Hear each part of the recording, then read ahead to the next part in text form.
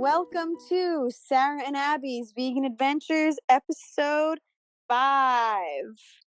Oh, wait, I thought we were calling it Sarah&Abby's Intactivist Adventures. Yeah, I was just saying, giving it a little, telling the name of our podcast. I think they know the name of our podcast. It's been 5 episodes. Well, just in we case say they it didn't. every 5 minutes.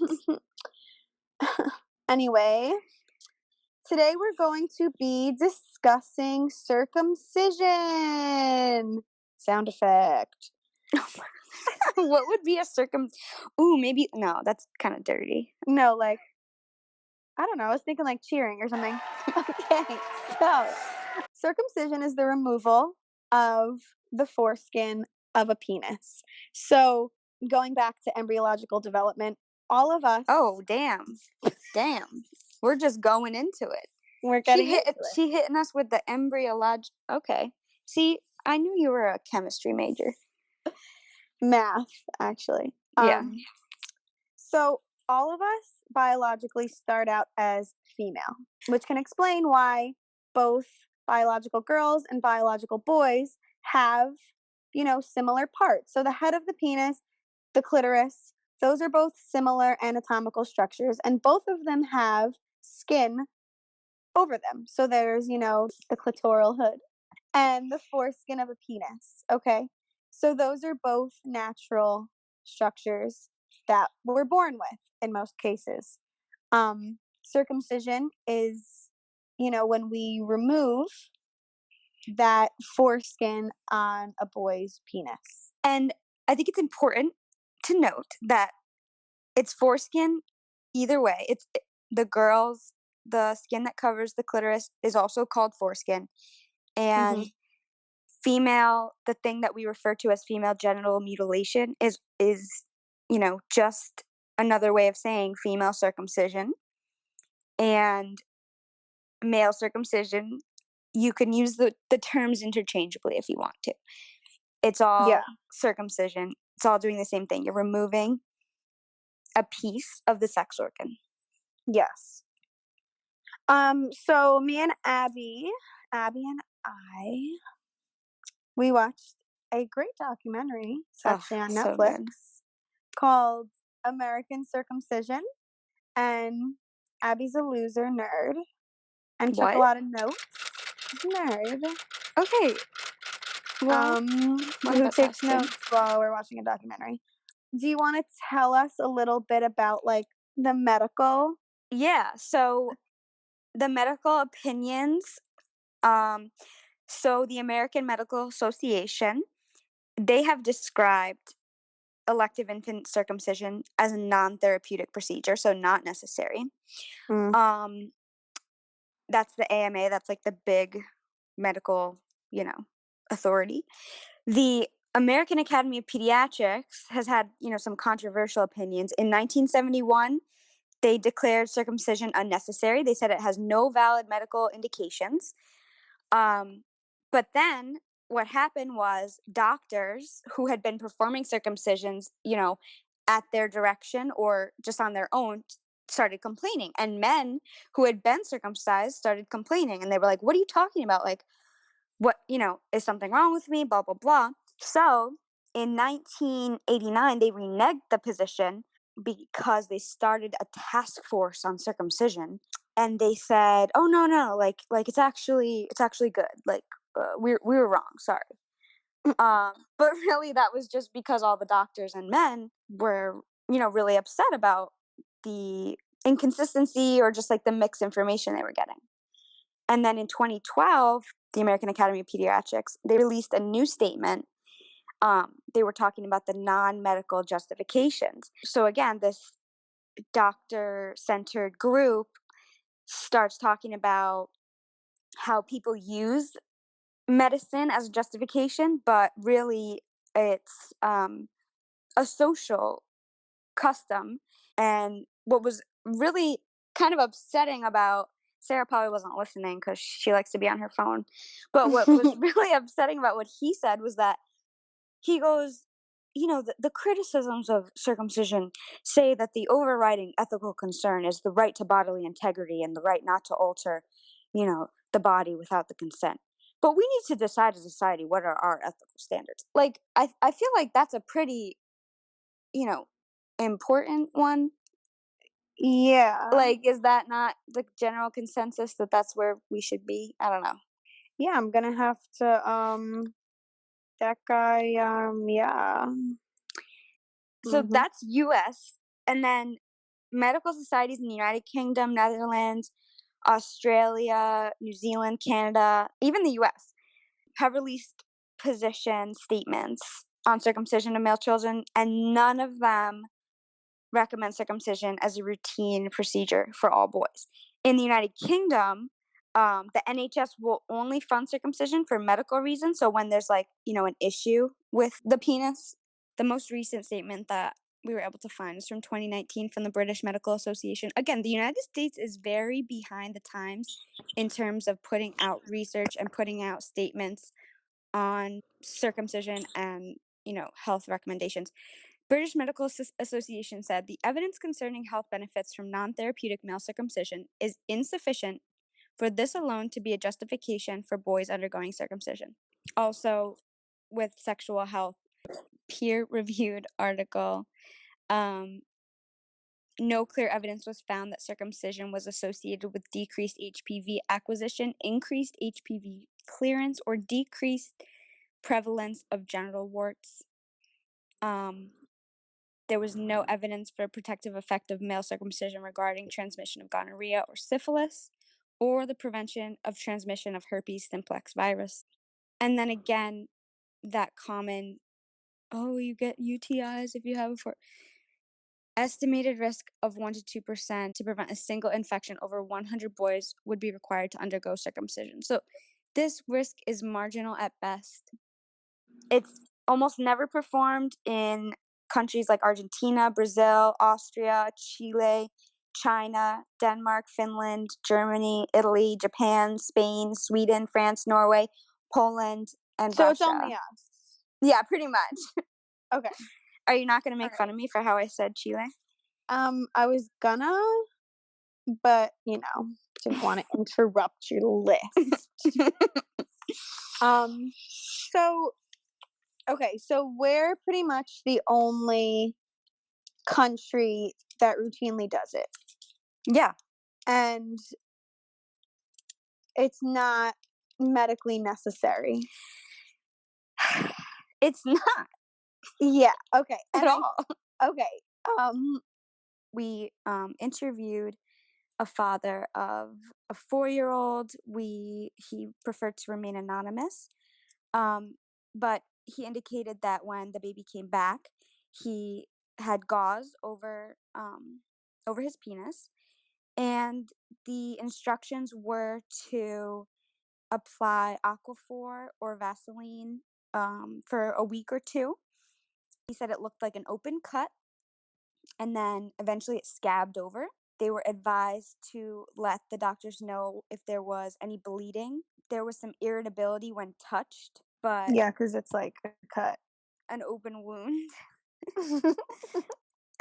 They only gave him local anesthesia. They didn't put him under.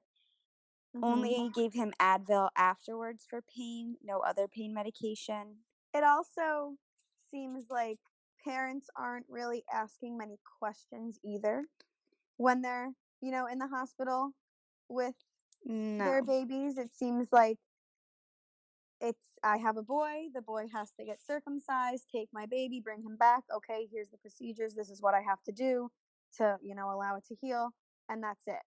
It seems like there's not really, a dialogue between most parents and doctors. It's just something that they do. This father that you interviewed, did the doctors even say there were health benefits or anything like that? Or how did that conversation come about?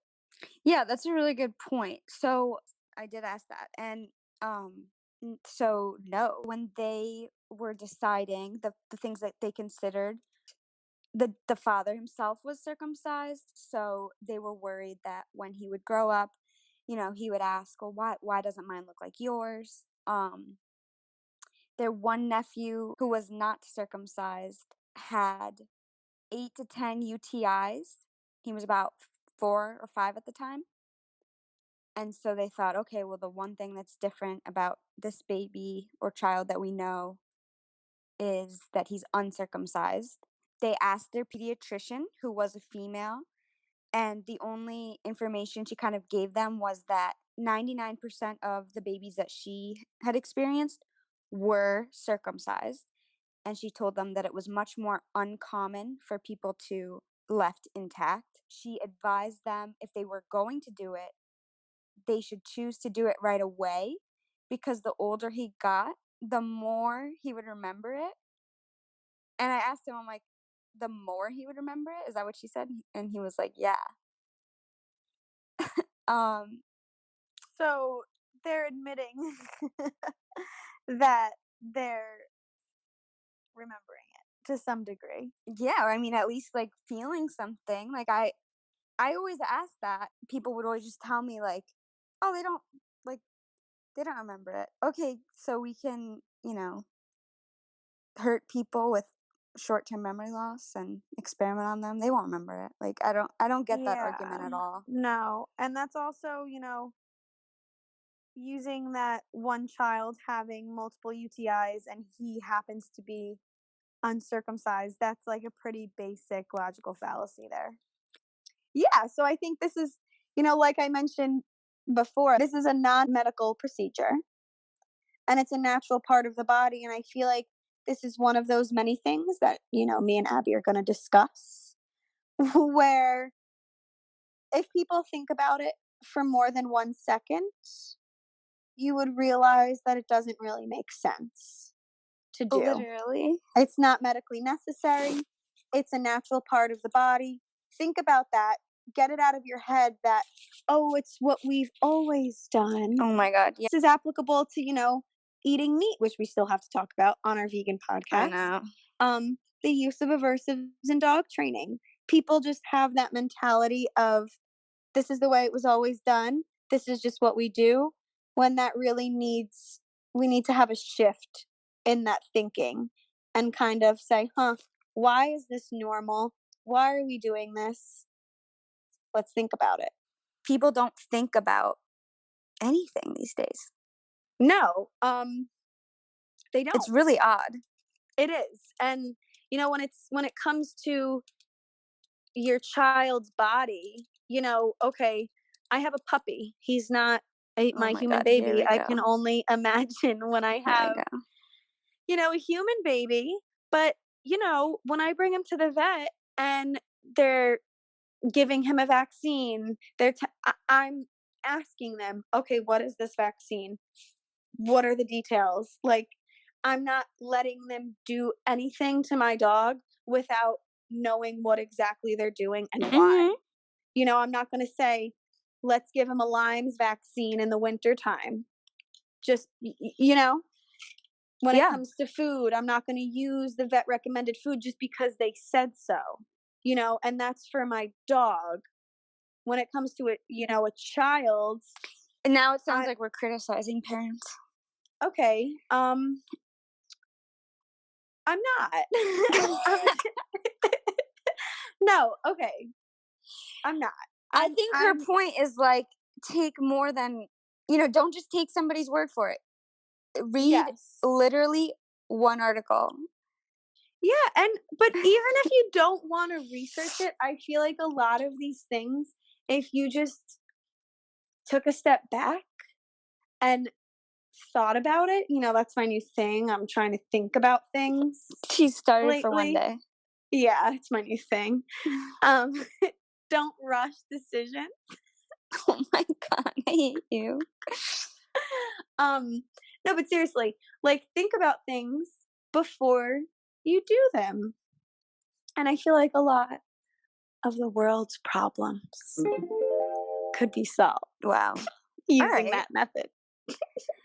I'd like to touch on the comment that we got about, oh, you guys are doing circumcision? Like, oh, I didn't think you guys would care about that. That really bothered me. Yeah, that's what, people think.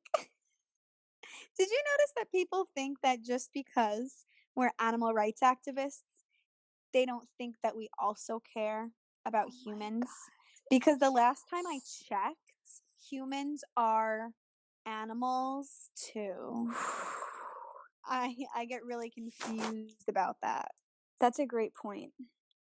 Thank you. And for some reason, they also tie in a lot of times animals and the environment. Like, not that I don't care about the environment, but um, it's not really like my thing. It's I don't not your know. passion. Yeah. And you know, those two things go hand in hand, because I also noticed that some environmentalists that say they're environmentalists aren't even vegan, and then they try to come at me for using a plastic straw, and I'm like, "Are you even vegan though?" And they're like, "No." So I'm confused about when that happens too. Was that too 100%. harsh? No, no. But like, we can Mhm. have opinions about circumcision as females because one, we have friends that are males that are subject to or were subject to circumcision. Two, we have sexual partners that are one way or the other, and that affects us. Three, we might have a son one day, and we will have to make a decision about his genitals or his circumcision. Four, we can have an opinion about it as a human being. It's a human rights issue. Yeah, and we can have yeah, I don't have an opinion about it as a woman, I have an opinion about it as a human being. Ooh, Mm. I like that. People are really quick to dismiss men's That's another one. issues, um, male issues, and it's not okay. You don't really hear about male issues that Never. often. Um, women issue, you know, that's not to diminish women's issues, but there's definitely men issues that aren't talked about for whatever reason, Well, because they're supposed to be tough and not care about which is an issue. yeah. Like, that's an issue. Yeah. Okay. So, Miss Lawyer, could you tell me a little bit about that 1982 lawsuit? Oh my god, you're gonna get me in trouble. I can't, like, present myself as a lawyer. I'm not a lawyer yet. Okay, I'm in law school. future lawyer. Yeah, so the 1982 lawsuit was Marilyn Milos, an activist. She's been at the front end of fighting against forced circumcision in the US. She founded the National Organization of Circumcision Resource Centers. Actually, we're going to play a clip from her. So, May of 1979, I witnessed a circumcision. And that's when I realized the horror of what would do to babies behind closed doors. And I'd never heard a scream like that come out of the mouth of a human being before. I started to cry, and I was standing next to the baby to comfort him. And the doctor saw me. I just couldn't control myself, and I projectile tears. And he looked at me and said, "There's no medical reason for doing this." So not only was I witnessing a torture and mutilation of a baby, I was also hearing that it wasn't necessary. And then, of course, the question is, well, why then are we doing it? in 1982, they decided to bring a lawsuit because a mother didn't want her son to be circumcised. The father did. So her organization helped the mother bring the lawsuit. And the court basically decided that they said in their opinion that circumcision, because it's the oldest surgery known to man, they weren't going to get involved. And also because of the court's reluctance to interfere with family life, basically, we're going to say that decision is up to people. The court isn't going to get involved. So that was unsuccessful. That was an attempt that they made to kind of get a ruling preventing this, just like female circumcision was outlawed in 1996. So let's talk a little bit about the history. Leonard Glick, an MD, PhD cultural anthropologist, talked about again in the documentary. They're gonna sue us for like copyright infringement. He said that what happened in the Torah was that it was just the removal of the front part of the foreskin, but then it later evolved further, and rabbis started instituting like another phase called the like priya, and they would remove the rest of the foreskin much more radical procedure so that, you couldn't hide the fact that you were circumcised because they wanted, Jewish boys to be identified as Jewish. And so in the US, we do the more radical. I mean, that's just what everybody gets. It's that the whole thing comes off. And that became the major difference between Christians and Jewish men. The question is, okay, well, how does that translate to the US? The one anthropologist, he had a really good point. He said people are not just Christians, they're Americans. And circumcision is an American procedure. It's become really super Americanized. So it's not really anymore about being a Christian or being, Jewish. It's about just, wanting to be and feel American and, it's just the thing we do. Not really questioning it. Just, it's American. So we do it because it's American. So there's another theory that in Victorian England, they wanted to discourage masturbation. They thought that a loss of semen made men sick. And so they wanted to stop this habit through circumcision. Well, and besides that, I'm sure masturbation was seen as something like evil, and we have to stop our sons from masturbating or else they're evil, right? Yeah, because girls didn't masturbate because girls don't feel anything, probably, they thought. And then boys shouldn't. Yeah. And they also thought masturbation would cause diseases and insanity. So they started practicing circumcision. John Gesh, I can't. Geishiker. Yes. Geishiker. So he's from New Zealand. He's a lawyer, former litigator, law lecturer, arbitrator, mediator, professor, and he specializes in medical disputes and defends people who've been harmed by circumcision. So he said that in the 1960s, when the sexual revolution started, people, weren't getting behind this idea of preventing your child from being a sexual person, damaging your child sexually. It wasn't good advertising for circumcision, so they had to change it. So then it became, it's all health benefits. And now physicians will claim that it's not sexually damaging, that it's sexually neutral, or that it has no harm. But they forget that the medical community, within their own occupation, said the exact opposite for so many years.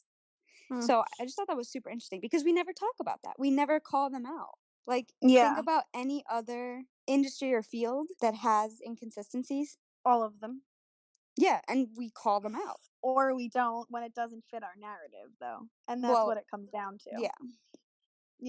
It's not, this is one of those things that our narrative is that Americans need to be circumcised, so any evidence against it, we don't investigate it because no. And Leonard Glick, the cultural anthropologist, he said that the medical justification, it shifts over time.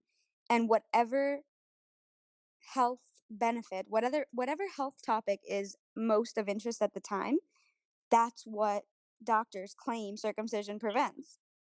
So at first, it was cancer, penile cancer. And he talked about how literally, it's so, so, so, so rare in men to get penile cancer. They said diarrhea was another one. HIV, they're saying now. That's been the latest kick, very recent. They're doing tests in Africa now, which is extremely problematic because they are doing these flawed studies and using individuals who are lower income, lower education, and kind of tempting them with access to healthcare, giving them monetary incentives to participate in the study.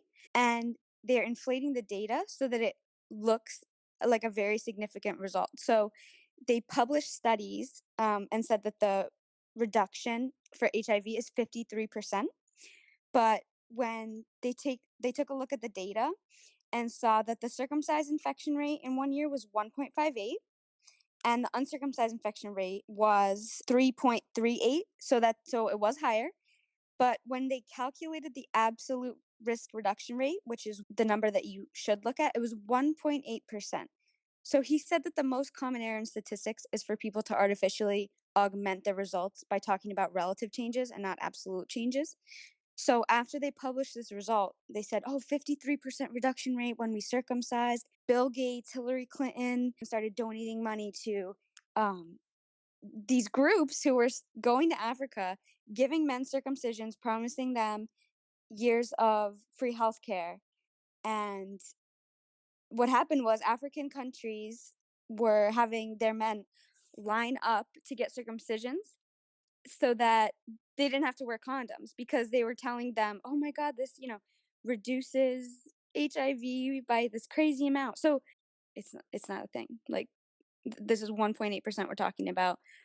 Also, they found that the ones who were circumcised were more likely to wear condoms. So that could be explained by the 1.8% alone. Oh, yeah, that's interesting. And And this is only one study. I think it was Johns Hopkins. I think they did like a couple studies, but same university. Okay. So same group. Yeah. Since you're an evolution major, Yes. can you? Along with the math.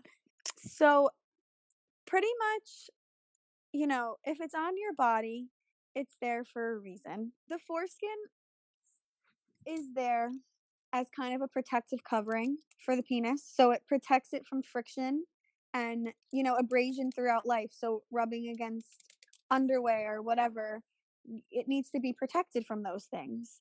It protects during, infancy, when babies are wearing diapers and, peeing and pooping in their pants. It protects the urethral opening from all of those nasty bacteria and ammonia that fester in a baby's diaper. The foreskin itself has a ton of nerve endings and is responsible for a lot of, pleasure that a man can feel during sex. And it also protects the actual head of the penis from irritation. So by removing that, you're exposing that area to abrasion and friction, which can lead to loss of sensitivity. I would just like to say that almost all mammals have foreskins. And I'm going to name some animals that have foreskins. Okay. Koalas, bats, elephants, dogs. Literally every mammal has a foreskin. What animal just has their whole penis out? Think about it. Deer, bison, rodents. Like, and one doctor had a really good point about how the medical benefits are really unfounded and insignificant. Dean Edel, an MD physician, he said that a major claim requires major proof, which they just don't have. And he said it is a major claim that we doctors can improve of the human body by removing organs. And that's exactly what proponents of circumcision say. They say by removing a literal organ, skin is an organ, we can make the human body better. That's a really big, if you just think about it scientifically, evolutionarily, that's a really big deal. We are the way we are for a reason.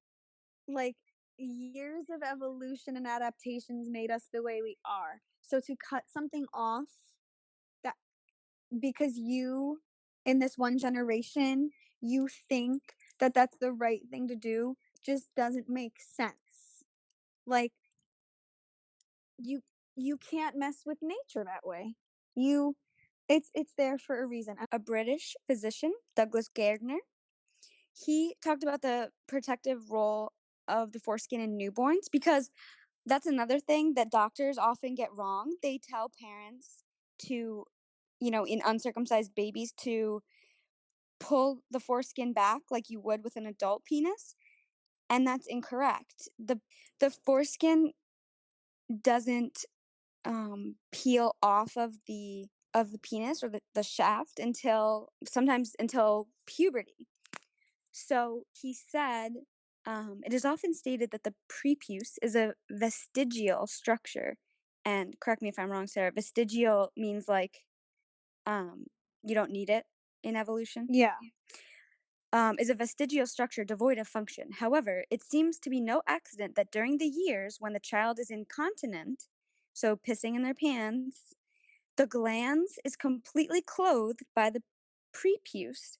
For, deprived of this protection, the glans become susceptible to injury from contact with sodden clothes or napkin. So, where a circumcised penis doesn't have the protection of the skin, pee and poop is getting in there in the diaper, the foreskin doesn't retract until puberty. So that's covering the opening of the penis. So it's not sitting in the pee and poo. So, people are saying, oh, bacteria get stuck in there. Well, it's actually preventing bacteria from getting in there and sitting in there. Interesting. So it's you need it, basically. Yeah. Yes. So we talked about how the foreskin is necessary for, protecting the penis as a baby and into adulthood. How does it affect sex for both parties? Mm-hmm. In a lot of ways. So, like I mentioned before, that foreskin is protecting a really sensitive area. So when you don't have it, you lose sensitivity. Now, studies have shown that circumcised men are a lot more sensitive during sex. So sex does not last as long. They take, a shorter amount of time to ejaculate. So some men will argue, oh, well, that's good. Then I can, do it for longer and satisfy the woman. That's one way of looking at it. I have never heard that statement in my life. No, I meant I want to satisfy a woman. Yeah. Yeah. So circumcision, when you circumcise a penis, you're kind of making the structure stagnant. You're taking the moving parts away from something that shouldn't be a stationary object, right? So penis is meant to have moving parts, which is that foreskin. So when you remove that, you're increasing friction. And what does that increase of friction do? It can increase dryness during sex, right? So when you have that foreskin there, that's not so much an issue. It's not friction. It's, there's skin there and it's moving with the skin. So you're not producing that much friction, which is really interesting, I thought. Ooh, this is interesting. What? Okay, so one of the reasons why we chose to circumcise men in the beginning was to prevent masturbation. A study actually showed that circumcised men masturbate more frequently and have a higher preference for oral sex as opposed to uncircumcised men, which is really interesting. Oh, because they can't feel it as much? Well, that's kind of what one of our guests said. Mm-hmm. Like sex with a woman doesn't feel as good as it does when you do it yourself. So lack of nerve endings, is really playing a role. Mm-hmm. Isn't that just fascinating? Okay, so they surveyed women in this one study, and they found that women with circumcised partners had a decreased ability to experience orgasm with vaginal intercourse, decreased experience of multiple orgasm, decreased enjoyment of prolonged intercourse, and a decrease of sense of intimacy with the partner. The survey also found a difference in the mechanics of intercourse with circumcised versus intact partners. This is what we're looking for, Abby. This is so interesting. I know. Circumcised men tend to thrust harder and deeper using elongated strokes, while uncircumcised men tended to thrust more gently and have shorter strokes and tended to be in contact with the mons pubis and clitoris more. Okay, so that's what they also mentioned in the documentary, that it does affect the actual way that people have sex. So when you have an uncircumcised penis, in order to get that pleasure, right? Because one of the your penis isn't as sensitive, right? Yeah. And there's friction. you have to thrust harder to get satisfaction, and your body moves away, right, from the woman's body. And a lot of a woman's sexual satisfaction comes from, engagement with the clitoris. So when you're moving away from the body, you're not engaging with that part of the woman, Mm. right? Oh, yes. This is so interesting. And then when you're uncircumcised, your bodies can stay closer together, which is engaging, In the love. woman too. And yeah, like increased sense of intimacy too. No, listen, big picture. Like, is this why, like, men Hit me with it. Hit me with it. are incapable of feeling emotions? Like, because, no, listen, like, women are always seen as the ones who want to have meaningful sex and cuddle and this and that. And that's the way sex should be. But mechanically speaking, men cannot have sex like that and have it feel good for them. And they should be able to do that, but they can't. Maybe this does cause an issue with, like, the dynamic between men and women today, because, like, having sex is an integral part of a relationship, part of the human experience. And, for both parties, and to have that taken away without a say when you're a baby, and that's going to affect the rest of your life with a partner, like, I think that that's really sad, is what I'm trying to say. Yeah. It definitely has a bigger effect on people than we think it does. Yeah, that's what they were talking about in the movie. Like a lot of things that a lot of underlying issues for boys and men, it goes back to that early trauma. Yeah, because it is trauma. And I think people don't recognize that or view it as trauma because it's so normalized. Speaking And of that trauma, they said in the documentary, you know what? Just turn this podcast off and watch this documentary. No. Yeah. No, but yeah. Yeah. They said the younger the baby, because people say, what do people say? They don't remember, like, it doesn't even hurt, just snip, snip. Mm-hmm.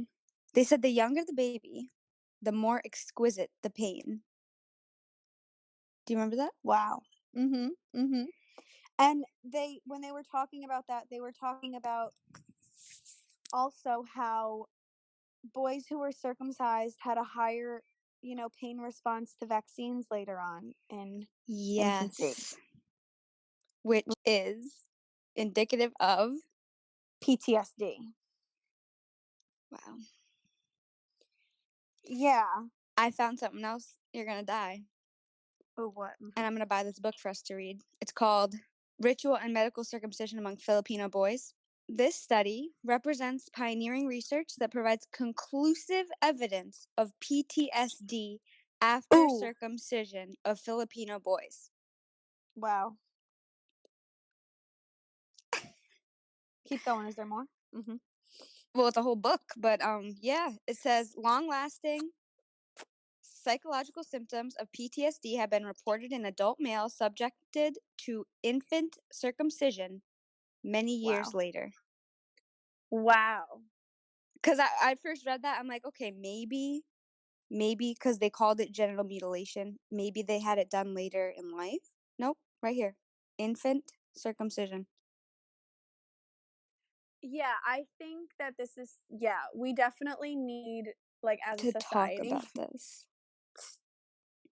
and, like, research it, because that's really interesting. We have researched it, but people don't care. Into like adulthood and, like, the effects. I don't know. Like, I think that can explain a lot of things potentially. Like, besides, like, obviously there's gender roles, which are an issue, which we could talk about in another episode. But I wonder if, like, this PTSD, like, plays into that too. Like, and we just think it's all like gender roles, that guys are Oh like, my god, yeah. that like guys are assholes and guys are this and guys don't care about girls and guys just want to and blah blah blah. Maybe it's not all about gender roles. Maybe it is about circumcision. Well, yeah, because if 60% of United States men are circumcised, then that would, give rise to the other 40% going along with their peers Yeah. by social And conformity. and maybe some of those issues, they feel different because their normal penis is now the abnormal penis. Yeah, we need to, and you know what? No more letting it slide, I'm Yeah. sick of letting No, I'm sick of letting parents Ooh. Ooh, is she gonna go there though? No, I'm sick of letting parents, get away with things because it's their kid. No. Yeah. Just like it's their dog, mind your business. No, I'm not going to mind my business because that is a child of God. You can mind your business on things that don't harm something. Yep. You want to let your kid dye their hair bright pink.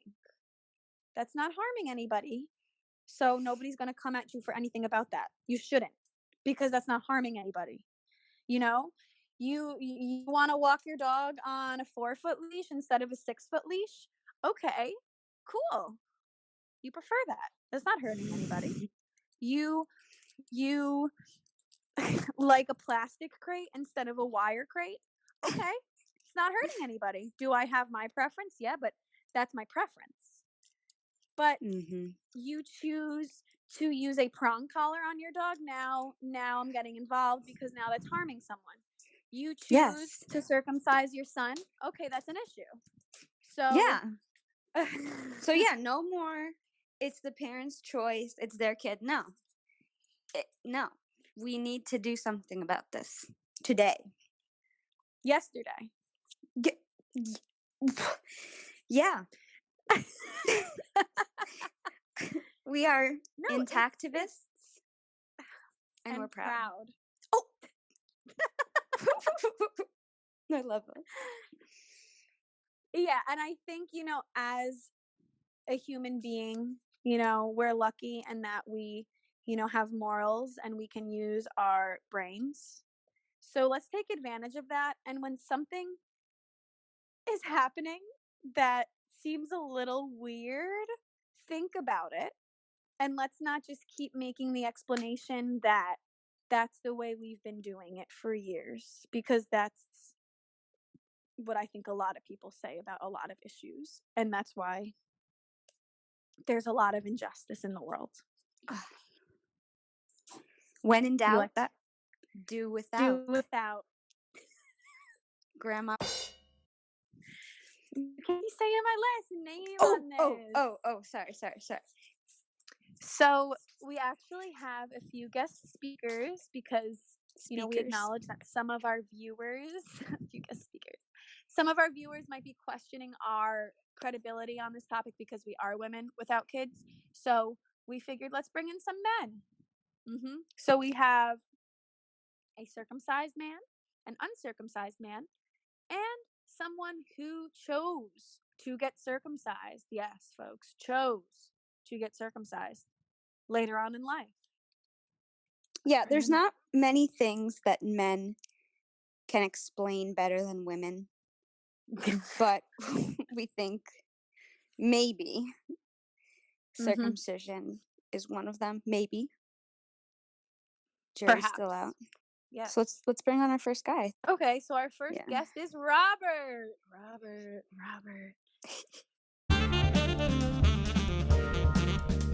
Hi, I'm Robert. I'm a cultural anthropologist. So Robert, let's just get right into this. Sounds good, Abby. Could you tell us what is the difference, or, in your opinion, or can you just describe a circumcised penis versus an uncircumcised penis? Like, what is that What does that look like? So what circumcision means, basically they remove the foreskin. So they remove an overlapping protective skin about midsection on the penis. And when you get circumcision, they cut that off. What does an uncircumcised penis versus a circumcised one look like? Like, can you tell the difference? Do you know the Yes, difference? you can. Best way to describe it is when flaccid. An uncircumcised penis, you won't see the head. It'll look like a sock, I guess. An uncircumcised penis doesn't have that. You see the head, the tip of the penis all the time. Now, if you feel comfortable, Robert, could you share with us, are you intact or are you? I am circumcised, if that's what you're asking. You are Against circumcised. my will. What? Against your will? Oh, so you are a intactivist like Sarah and I. Yeah, probably. Intactiveness. I mean, I guess it's men's rights, if you want. It's like it's their right to decide if they want to get circumcised or not. There's that birth, so it's not like I remember. You don't remember. I was like probably like about 5 minutes old when that happened. So your parents did it in the same hospital trip Yep. that happened when they had you. Okay. I popped out. You were Dick born got in a popped out. hospital? Yes. Damn. Or was that surprising to you? Yeah, a little. Do you know why they decided to circumcise you? I'm assuming they're just following tradition. I mean, for most doctors, they just circumcise normally because I mean, that's what they do. That's the procedure, but they don't really interrogate that. They don't think it's good or bad. So, I mean, it's just like the very stupid idea that you had to have your penis circumcised because men are unable to clean themselves. It's kind of a silly cultural thing as well. Interesting. Did you ever talk to your parents about why they decided to do that? Sometimes I yell at my dad when I'm drunk, like, you cut off my fucking asshole. And what does he say? I just shrugs his shoulder. It's not like a conversation. It's not a conversation piece, like, because majority of men that I know are circumcised. Now, how do you know that? Is that like a thing that men talk about? I mean, dudes look at each other naked all the time too. Yeah, check on the bro. It's just like norm. It's a very cultural norm. If you were like, I think it's probably by class, like, working class white Americans, they probably all circumcised. Just because you go to the hospital, they don't really know what they want, and like, oh, like, I'm circumcised, the father thinks, and probably gets his son circumcised. They think that's normal. They probably have some faith-based initiatives as well. So the majority of people I know are circumcised. And usually people that are uncircumcised, this is an interesting little tidbit. Remember back in the day in high school football, they used to like make fun of people with uncircumcised penises. They did. So they did. Yeah. It was abnormal. It was the other. It was not the usual. So that is, the primary argument that I think most men give as to why they would choose to circumcise their sons, because they're going to get made fun of. I didn't think that was actually a thing, but yeah, I guess it is.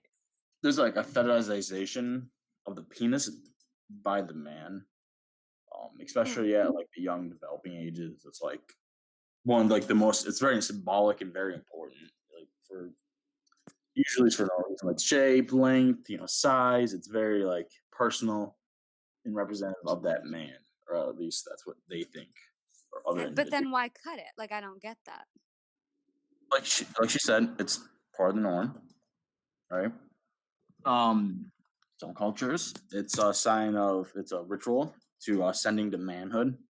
You're a cultural anthropologist. Are you familiar with Leonard Glick? He's a MD, PhD cultural anthropologist.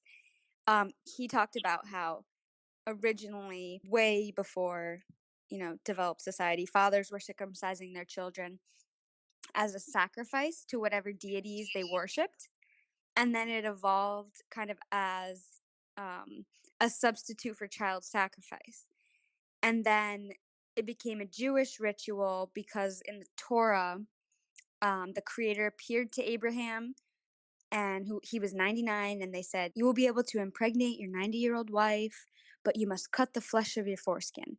But he was talking about how in the Torah, he only removed a tiny part of the front of the foreskin. And then Jewish men during the Hellenistic period, they Wow. were performing athletic contests naked, and they didn't want to appear circumcised, so they would pull their remaining foreskin back and then clip it in the front so it would look normal. So then rabbis started doing a second circumcision called a priya, and that's where they would remove the rest of the foreskin, and that was like a much more radical procedure, and that's how our circumcisions in America are. The removal of the entire foreskin. Complicated subject, but I mean, it seems like Dr. Glitt makes a compelling argument about this, but I don't know if I agree with him. Oh, okay, that's interesting. What's your take on it? Couple things. I'm trying to be reflexive. So obviously, Leonard B. Glick is a male, right? And he's got his MD and his BF, and then he got his PhD later, like a very much medical background into understanding anthropology. Those are two biases right there, and I feel like that could be one way, one method. I'm not saying that what he argues is completely untrue, but it's also lacking a lot of insight on other perceptions, such as how do women see circumcision? Like, is it a way to downplay the male orgasm? There's so many other things, and how else could you understand, like, what do the individuals think about their own circumcision? How is that different? Like, what other cultures practice it? And I feel like those are very important questions to ask. And I'm not very familiar with Glick's work, but those are the questions I would ask. So I guess we talk about circumcision nowadays. It's probably intimately connected with notions of masculinity, notions of manliness, that kind of great toxic masculinity. I mean, the male penis is definitely a heavy fetishization, as I said, and it's imbued with all these characteristics. It becomes like the receiver of like all sorts of different ideals about our world into this lump of flesh. And the circumcision, that takes a part of it away. For a reason, now you are biologically altered to fit into society's norms. But I mean, that's common. It's both violent and it relates back to how, I don't want to say the state, but more like society, how it has this like almost hegemonic, or gender norms have this hegemonic power over us, and it forces us to cause violence on our bodies to conform to society. That, I think, is it right there. Gender norms are very toxic. They mean flexible, and when that happens, males having tips of their penis cut off in order to conform, not tips, but sections of their penis cut off and to conform into their own world. There isn't just one true understanding what the circumcision really means, or like what happens when you do that foreskin and how that changes your identity. And that's like also really important. It's not like, oh, now you're less than a man. No, now you're more of a man. Now you're normal. Now you're other. It can be all those things and completely different things. You have to remember that. I agree that it does change your masculinity, but it's dependent on the context and the ideals that you're surrounded around. But yeah, so it can make you less man. I know. I don't know whether or not this is true or not, but I have heard rumors that removing the foreskin also reduces sensitivity. Yes, there are studies. Yeah. The male's orgasm is less pleasurable, which is horrible. That now we just cut off people's foreskins, and now they have that sex for the rest of their life. They talked about that in the documentary. Keratinization happens. So when that foreskin is removed and the tip of the penis is rubbing on clothes and, just like everything that it's rubbing on, diapers, clothes, sheets, whatever, it has to become hardened because it's so sensitive. So it like the skin, when you look at the skin under a microscope, it's keratinized, so it's harder, so it's less sensitive. And then when you're not circumcised and that skin is covering it, the tip is actually like, they explained it as like a different not type of skin, but it's like a glossy, more sensitive skin down there. So it's a lot more sensitive. And Sure. having that skin, they were explaining, like having that extra skin there during intercourse, again, like increases pleasure because there's not as much friction. When you're circumcised, then it's just, friction happening.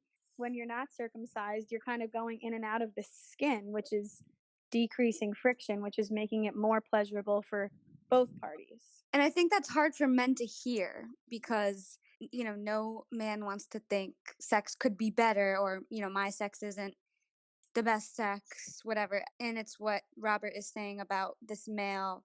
It feels like an attack on your manhood. Like, I think that's why it's so widely accepted still, because if we have a conversation about it, then men have to acknowledge, yeah, okay, something has been affecting our sex life or our sexual experience. And I think that's hard for men to accept. Public secret, right? It's like we don't want to admit it, but we know it happens, but we just continue to let it happen. Would I circumcise my child? No. I mean, if he wants to get circumcised, I would pay for that. So I still feel like I'm still obligated to help my son in their social world, or they, whatever gender they prefer. But I want to make sure that they get to choose. If they want to be, I'm fine with that. I'm not going to tell them either way. To me, I mean, it's not my penis. I don't care. But I want to make sure that they have the best sex possible because I want to take that away from you. I wouldn't do it without them telling me, hey, I want to be circumcised. How do you think you would respond if they say, oh, Dad, mine doesn't look like yours? I'll just explain to them. But I'll explain to them what circumcision, but not like, well, because, I won't give them like the very basic, like you do for health. I'm like, they did it because they're mean.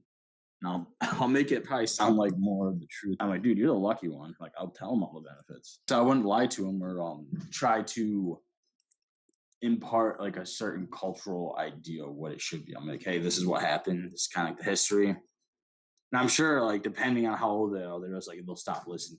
They won't even care. They're just like, I'm out. Anyway, so it's a very useful tactic. To tell them the truth, they probably won't listen. I like that. Parents are very into lying, or not lying. Well, yeah. Yeah, like lying. sneaking around their kids. Like, I don't want to tell. Like, I don't know how they'll take that. Like, it's very weird. They don't trust them with the truth. They think they're like old enough. I mean, I guess in my opinion, the quicker you tell them the truth in the beginning, the less you have to deal with later. If they already know how like the world operates and you don't like shelter them from the horrors, they might have a better appreciation of life than saying someone who's never had a struggle or seen other people struggle.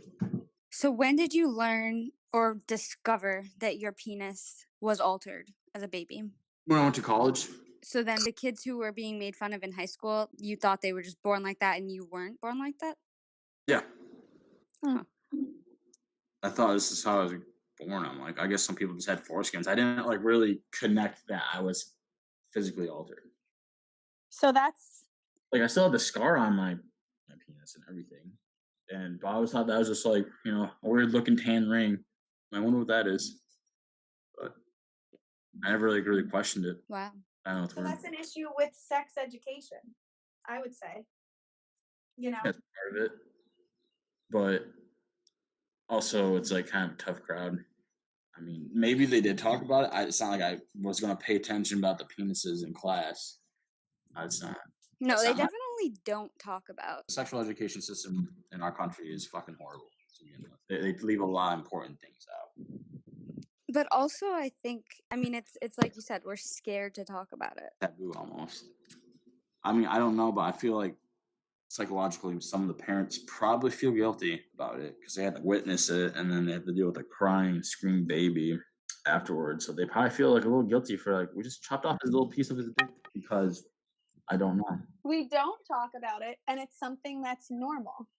Like what we were saying before, it's just a thing that we do in American culture that nobody thinks twice about. And why? Because that's the easier option. Because when we do think twice about it, then maybe we do feel guilty and we do start to question our own sexuality and we do start to question what we did to our babies, and that's not a good feeling. So it's just easier to sweep it under the rug and just not talk about it. People who circumcise or who support circumcision, even who haven't had a child, get very, very defensive about their position. People feeling very strongly that it's the correct thing to do to circumcise. They might throw in some weird ideas about might make your penis look bigger. That's one I've heard. Which might make your penis look bigger. Circumcision. Oh, we get circumcised because our penises makes it look more, I don't know, pleasant to look at. Yeah, it's some sort of aestheticism. Well, let's address that. Penises are not pleasant to look at, like either one. Well, and what they look like when aroused is the same across both. Like no. The primary argument is that it looks weird and that I've heard that girls are going to make fun of them, right? No boy is going to show a girl their flaccid penis. So it's going to look the same either way. Yeah, no, you're completely right. It's going, when it's ready to go, it's going to look the same. Have you seen an uncircumcised penis close up? That was a very quick answer. What is the primary difference in appearance for you that you notice? Like, can you tell right away, or do you have to like? Yes, I can't see the tip of their penis, or like it looks like kind of like a flower bulb. Like the leaves are like lapped over, and you see the very tip of it, of the flower sticking out, which is just the penis head. That's how a pretty comparison. Yeah, like that's that. how it looked to me, I guess is the best way. I'm like, oh, which is, for me, it's unusual. Like I don't see this often. But it's, for me, I can notice immediately if penis is circumcised or uncircumcised. That's like a weird skill. But And what is your immediate judgment, like without even thinking, like what do you immediately think of? I usually think they're not in some type of Abrahamic religion, like they're not like monotheistic. So there is an immediate judgment that we make when we see somebody who is uncircumcised. It's, I guess, kind of stigmatized in a way. Have you ever had a sexual partner? No, I'm a virgin. Okay. No, I'm joking. Have you ever had a sexual partner ask you before you had intercourse whether you were? It's never been a topic to discuss before. I've never had that conversation, so no. Really? That's not something they asked me. Like that's never been like a requirement or like a qualification question. A girl never asked you, "Oh, what is that ring around your penis?" No. Or fuck, I didn't even know what it was for the longest time. Sure, they didn't. All right, notice. so I guess we're just weird, Sarah. What? I mean, I'm just I've one person. definitely asked men, like, what is that? I haven't. And then I've told them, I was like, did you know? Because once I found out, I was like, did you know that ring is actually your scar from when you got circumcised? And they're like, no. So we've talked a lot about male circumcision. How do you feel about female circumcision? Oh, he's asking us a question now. Ooh.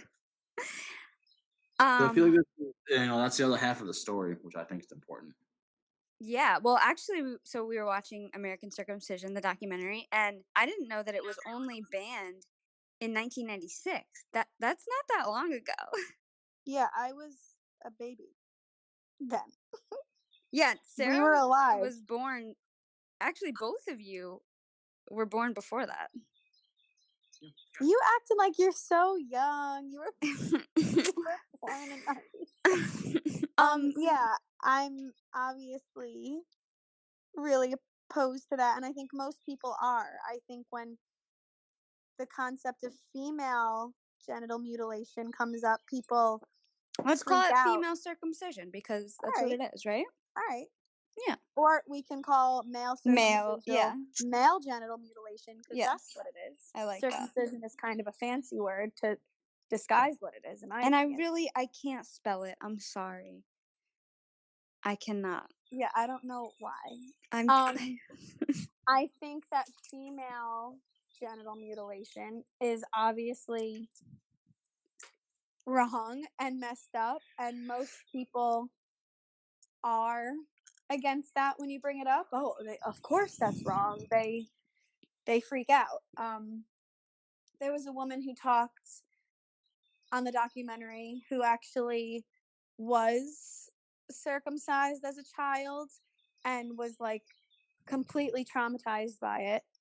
But another woman was explaining that she was kind of happy that she got it done because she was too sensitive down there prior to having it get done. And so the one woman is completely against all circumcision, male or female, and the other woman who had it done kind of like in her teens, and the other one was like maybe 7 or 8.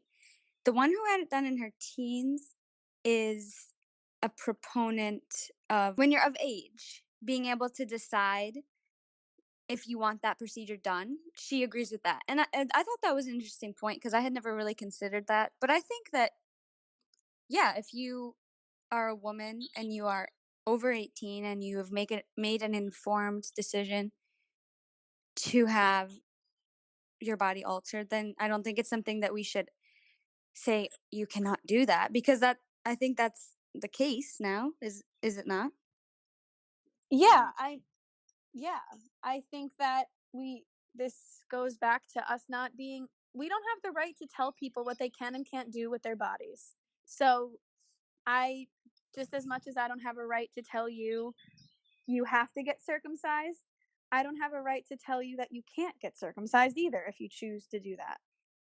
You know, it's about just giving people the opportunity to consent to it and make an informed decision. And it's weird because people try to balance that with the right of the parents to make the decision for their child. But when it comes to things like abortion, people will say, okay, the baby also has rights. Okay, so what about the baby who comes out and is then having a surgery performed on them? That's a body modification. So, should we be able to sue our parents because they circumcised us? People have done that. And have they won? Or So I don't think it's been successful because of how the law works. You can make decisions for your child. But I guess my point is, like, we're very into protect the rights of pre-life. Well, how about we protect the life at life and that right to be free and secure in your body at birth, the ontological kind of contradiction there, right? where people are pro-life but then pro-circumcision, and you're like, that doesn't make sense. I think you're presenting a false dichotomy, though. I How? think you could be both. You can be all for the right of the baby before life while they're in the womb, or I could be pro-life, but then also be pro that baby has rights once they're born. You're not one or the other. No. That's what I'm saying. You can't be pro-life and pro-circumcision, because by being pro-circumcision, you're not allowing that baby to have the right to their body, to be secure in their body. Yeah, so what you're saying is that most people that are pro-life are also pro-circumcision? Yeah, because most Okay. people are pro-circumcision. Okay. I'm saying Okay. if you're pro-life, you should really be against Anti-circumcision. circumcision. Yeah. Okay. Yeah, that's what I'm saying. Yeah. All right, so we agree. Yeah. You're always trying to fight with me. You guys always I argue am. the same thing, just in different words. I know. I hate you. Okay, Robert, what else do you want to share with us before we bring in our next guest? You know, with any type of body mutilation, it's inherently an issue with power structures in that society and how those power structures reinforce the norms. And gender is one of the most important norms that we have in all societies. So circumcision tries to modify that. Or you could say it circumcises manhood. You think it makes you less of a man? I feel like it literally takes a part of your body away from you without your consent. I don't think it makes you less of a man. I feel like masculinity is constructed. It should be, in my opinion, on an individual. How you view masculinity is how you should view it. You know, whether that's being responsible. It shouldn't be attached to your physical qualities of your body. It should be more attached to the way you engage with the world. But I feel like it's inherently they're trying to reinforce gender norms. That's how they control power. I mean, that's how they keep power. Circumcision is like a power thing too. So you think that we're exercising, as a society, we're exercising power over men by circumcising them? Yeah, one form. Hmm. Cultural norms are still reproducing this one idea of what a man should be. Going back to masculinity and defining characteristics of masculinity that I found, of this toxic masculinity, is being able to be in control of things as a man, right? Like you are in control of a lot of aspects of your life, especially your sex life. And I think when you bring up to men that they were circumcised and that was something that was done out of their control, that's what makes them question now their masculinity, which is why they have maybe such a defensive response. Very interesting insight. Thank you. So you wish that you still had your foreskin? Yeah, I feel like I was robbed of better sex. That's it? Yeah, that's what I care about it for. I mean, it's like my body. I should like imagine if they like cough your foot when you're born. Like that's not fair. They literally took your foot off, and I gotta walk impaired for the rest of your life, or adapt. It's not. It's my body. Like you may have rights over me as a child, but do not take pieces of my body. So, I mean, in that sense, if we can circumcise babies at birth, why can't we just maybe take a kidney as well? Mm. To help pay for the surgery. Have you ever had, this might be too personal, have you ever had a UTI? No. Okay. I don't think I've ever even had I've never been told a story from a friend that they've had a UTI. Oh, have you ever thought about or considered foreskin restoration? No, You would never do that. absolutely not. Why? The damage is already done to the sensitivity of my penis. Kind of weird. And like, no one's gonna see it. No one cares about the aesthetics of my penis. It's not something like, if I broke a tooth, obviously I would get that replaced. But I'm not gonna get my foreskin replaced. That's in my pants. So it's not a new piece of skin that they put on. They made these tools, apparently, that you can put on it, and it stretches the skin that's already there. So, like, you would be creating new skin, and it takes 5 to 6 years. And then that whole keratinization process apparently does happen, and you do gain more sensitivity again once the whole process is done after 6 years. You can also do it like without the device. You can just pull your skin, hold it for 10 seconds, and then release. Like every day. I mean, I'm fine with my penis. I'm upset that I can have more sensitivity, but like, I don't feel like a desire. Like, I mean, to me, that's what happened in the past. That's part of my history, and I understand that. And like, I moved beyond that. I don't care. Like, I don't want my foreskin back. It's like it's gone. How do you know that you have decreased sensitivity aside from what you've read? Because my is not very sensitive at all, and I mean, it's literally just I can engage in intercourse for very long periods of time, kind of abnormally long for a male, and I definitely feel like that's due in part to the fact that my sexual organs are very much less sensitive, so it's hard to achieve an orgasm, like extremely hard sometimes. Hours. And also, I remember being very younger. The tip was much more sensitive. But now When you were younger? Yeah. And now it's like... Oh, probably before the keratinization, right? Yeah. It's more like calloused. Interesting. Do you feel any resentment towards your father at all for choosing this for you? Or I feel resentment towards my father, but absolutely not for this. This is not compared to the actual issues I have with my father. So not really. Okay. No, I mean, for myself personally, I'm not speaking for any other man. Grand scheme of things for myself, it's whatever. I mean, it shouldn't continue. It's a bad process. But the fact that it happened to me doesn't inflict like some sort of trauma. It doesn't keep me awake at night that I lost a piece of my skin. okay. Do you still enjoy having sex? Yeah, but I don't enjoy it for my pleasure. Oh my God, here we go. No, that's interesting. I He's mean, I don't. lying. I'm not. I'm literally not lying right now. And how would you even So, know? Because sex no ca- man That you only enjoy having sex because you're making the woman happy. yes, and that's because you don't have much sensitivity? yes, Huh. So, So do you don't do you masturbate? I that's- do. Okay. Like the ratio to the activity to time to come. It's much quicker with masturbation, but for sex, for some reason, it's not as effective. That's interesting. Yeah, So would it's you very- say that you have a high sex drive or a low sex drive? I would call it variable. Okay. I feel like it depends context situation.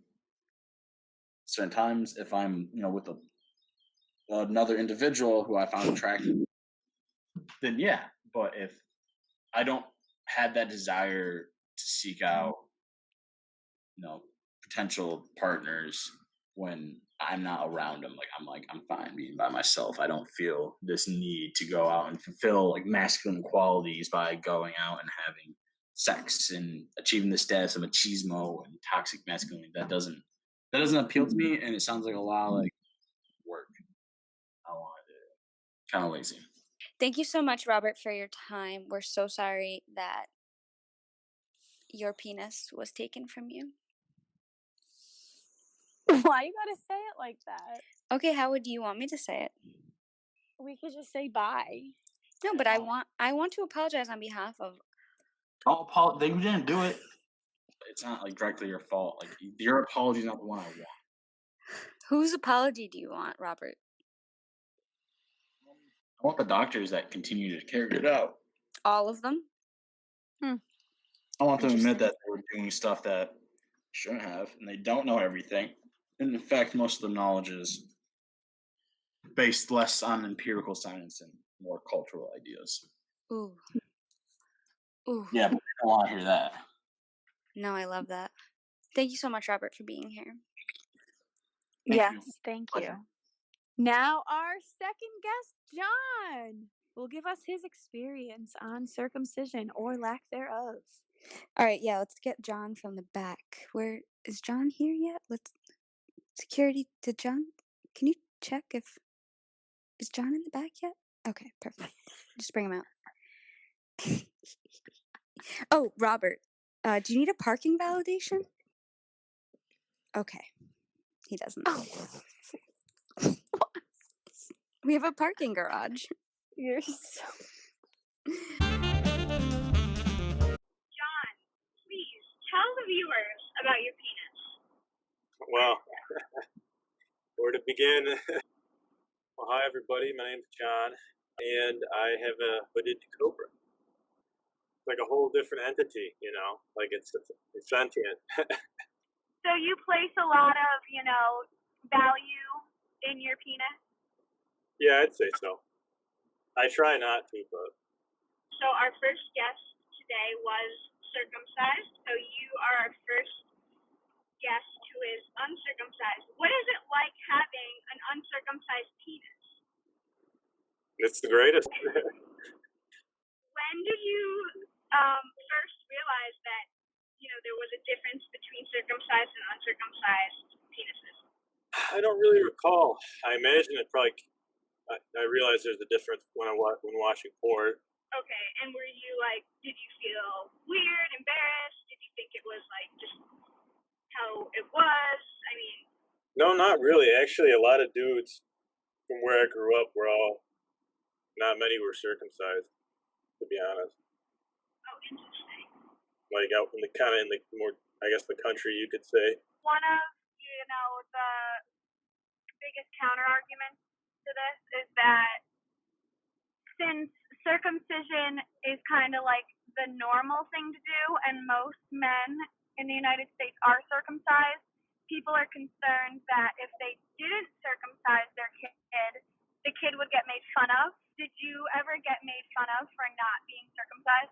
No, because like I said, like none of my brothers and I are none of us are circumcised.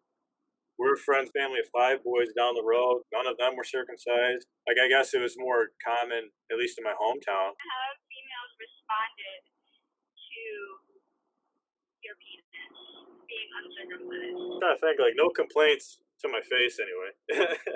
You know? Did a girl ever comment in a negative way? Never negatively, but again, I don't know what people might have said that, you know, behind my back or whatever, you know, but never to my face. I've only ever gotten I've gotten I prefer it. I've gotten, that's just the first one, like whatever, and I've got no comments. Those are the only things I've experienced. I've had a few after the fact say like, "You were my first," and I'll be like, "What time?"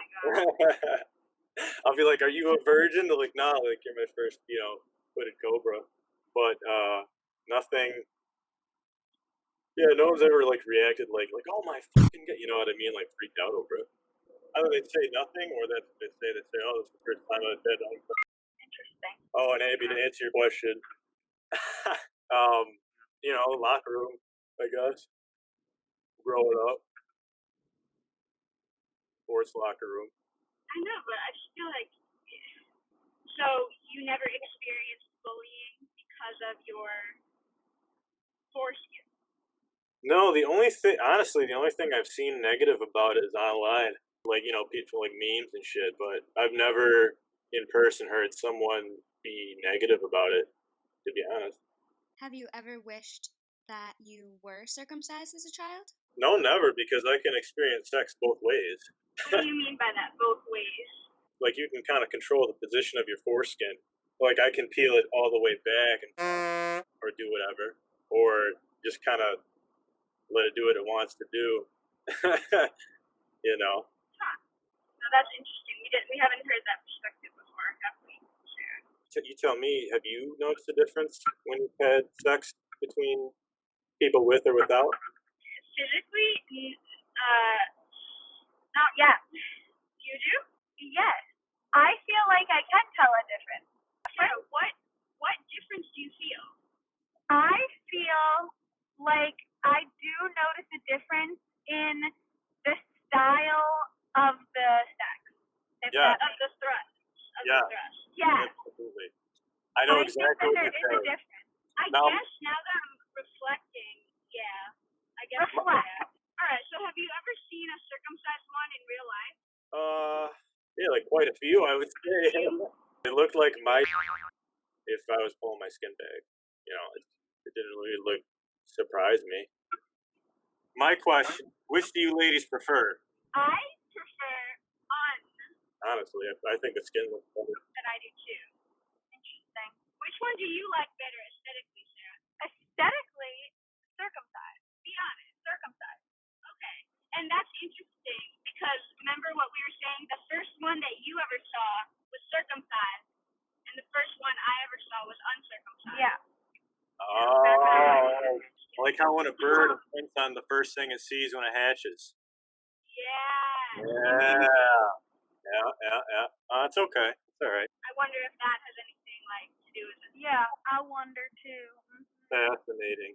But note, viewers, Sarah aesthetically prefers circumcised, but is still choosing to not cut her child. Yeah, I mean, the only other thing about it, like I've heard, again, this is only shit I've seen online. I've heard that it's supposed to be cleaner, circumcising. It's easier to keep your dick clean, I guess. But did you have a lot of infections as a child in your penis area? A lot of what? Like UTIs or anything? No. Believe it or not, I've remained very clean. I've not had any diseases of the penis yet, knock on wood. Other than that, I think it was a religious practice that just kind of got secularized, you know what I mean? So, I mean, between you and me, I think that's unnatural. I don't think they should cut dudes. So when you say between you and me, do you mean between you, me, Sarah, and the entire, our viewers on the podcast? Yeah, and all y'all guys too. Sarah, where are you? I'm right here. I have a question. Sure. So, John, why choose to not circumcise you? My mother told me that, she had the option, and when she saw, like, the cute little baby, she said she just couldn't bring herself to do it. Had to put a knife to him. So the answer she gave that, oh, well, I couldn't bear to see him cut yet, so she didn't do it. And nobody pressured her to do it? No. How old were you when you had that conversation? I had to have been in grade school. I think I was in grade school, and I had asked her about it. So that's when you noticed your foreskin? Like, so were you Yeah. watching porn already then, or you had noticed Oh it yeah, before that? I started watching porn at a very young age, which could be its own whole podcast. Well, we'll have you back for the pornography one then.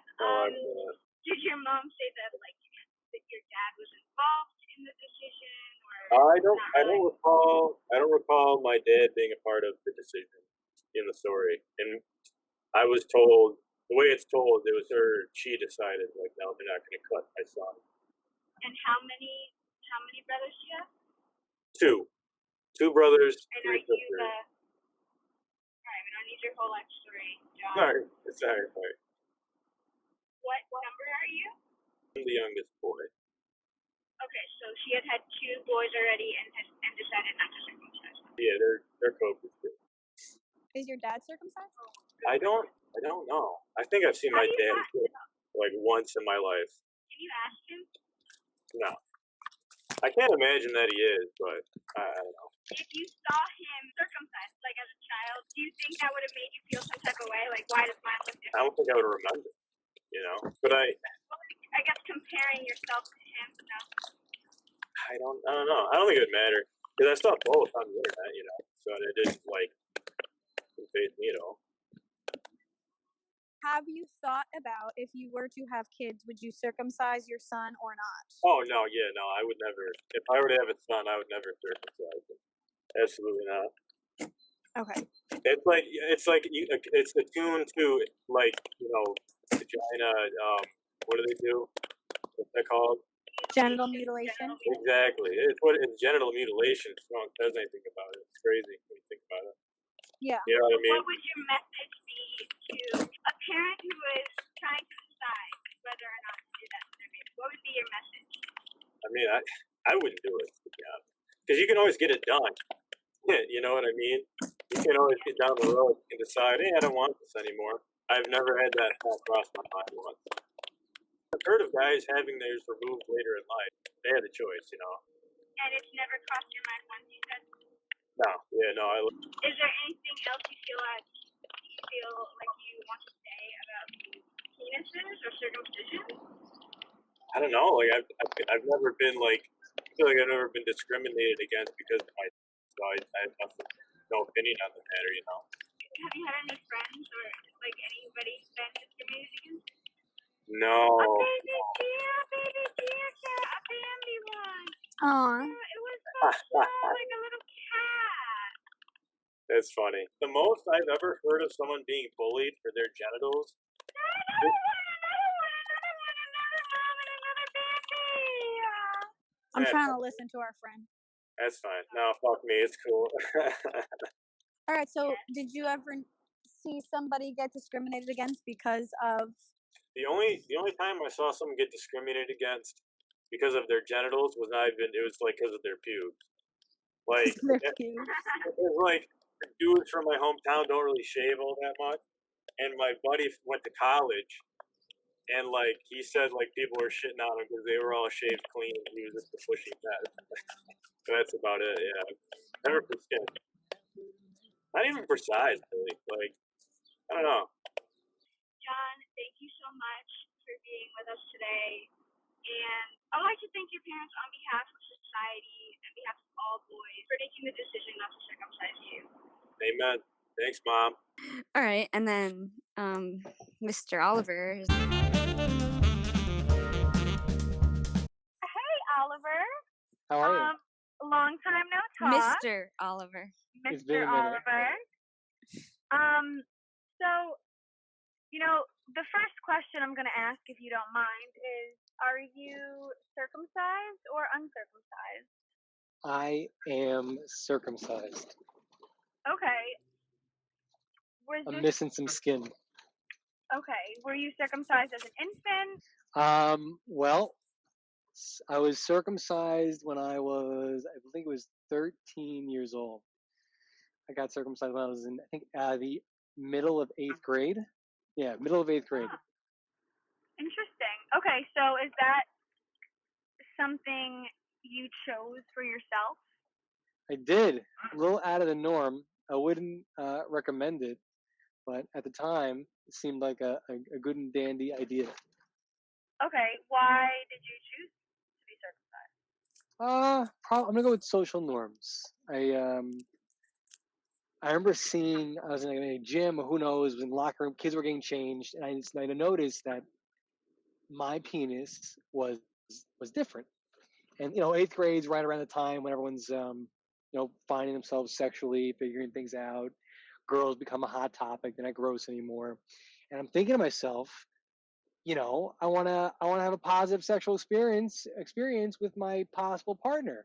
So I'm like, if me not having a cut penis might prevent that, that's a no-no. That's not okay. I'm actually remembering it now.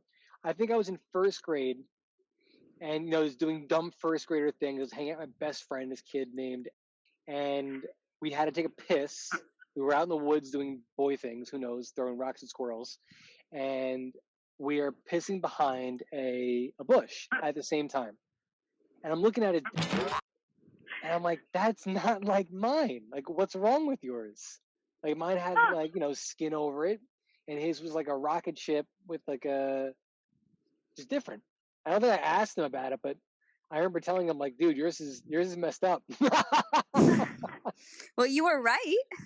I mean, essentially, right? But at the time, I mean, I guess as I grew up, I figured mine was wrong. I thought, like, everyone that I saw, whether it be in porn or magazines, you name it, as you're growing up, things change. Mine was different. And I had no reason to believe at the time that other countries see foreskin as the norm, or that it was natural thing to have. So when I was around 8th grade rolled around, and everything I mentioned before, I took the opportunity to get it chopped. So was there a conversation with your parents about it?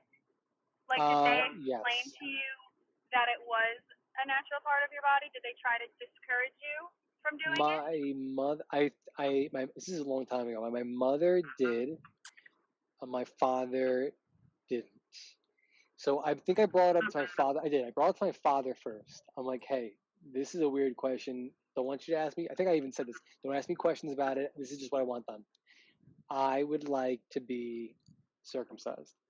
And he's, he just kind of like shut his yap. Like, what the hell do you say to your son that that's going to be circumcised? He's like, oh, okay. Yeah, I'll talk to your mom, and we'll figure something out. That was a quick conversation. Afterwards, I think my mother talked to me. She's like, it's normal for you to have your skin, but if you want this done, we could do it. And I didn't understand the severity of that, but I wanted to have it done. Looking back on it, my hindsight or foresight, I wish I kept it. I wish I kept it. I can't feel a difference, but I think if I could have done it again, I would have kept it. Well, you hadn't had sex before you were circumcised. No. No. Okay. Had you pleasured yourself? Yes.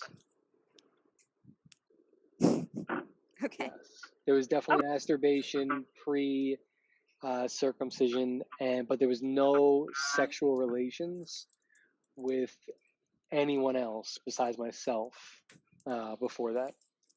Did you notice a difference in like how it felt before and after? I didn't notice a difference really. Okay. How painful was it? So painful. Couldn't move, not because I couldn't move, but because whenever something brushed up against it, it was the most irritating, painful thing in the world. And it was basically, almost fully not engorged. It was like engorged but flaccid because it was just so inflamed because of the surgery. And it was like that for about 2 to 3 weeks. And did you wear underwear during that time? I think I just wore, loose clothing. I remember having to get like these. It's like a specific kind of wrap that it's not dry. It's like has like a bacitracin kind of thing on it, and I would wrap that around that, and then I would gauze around my penis to keep it covered, and that allowed me to go to school or do things. How do you think it would have felt to have a diaper around it? Probably awful because they're kind of tight, right? Yeah. I think my best option would have been a dress if that was socially acceptable. Were you put to sleep for the surgery? Yes, I was put to sleep. Okay, so they had general anesthesia and it still hurt when you woke up. Did they give you painkillers?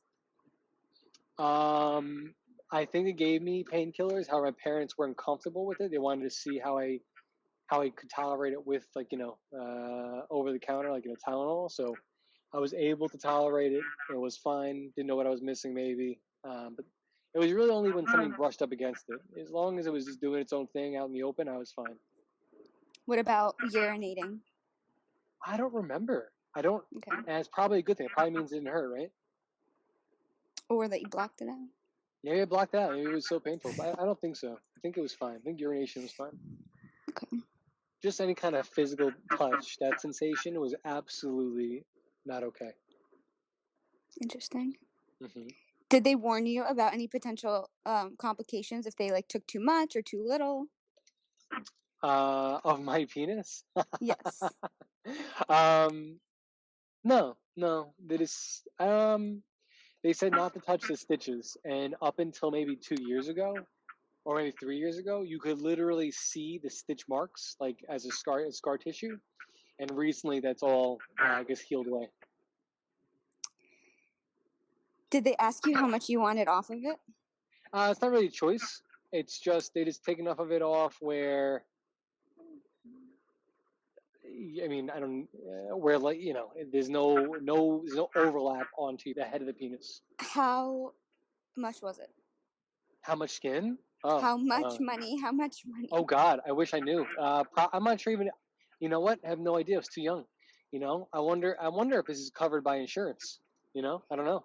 Usually, technically, it's a cosmetic surgery. Yes, exactly.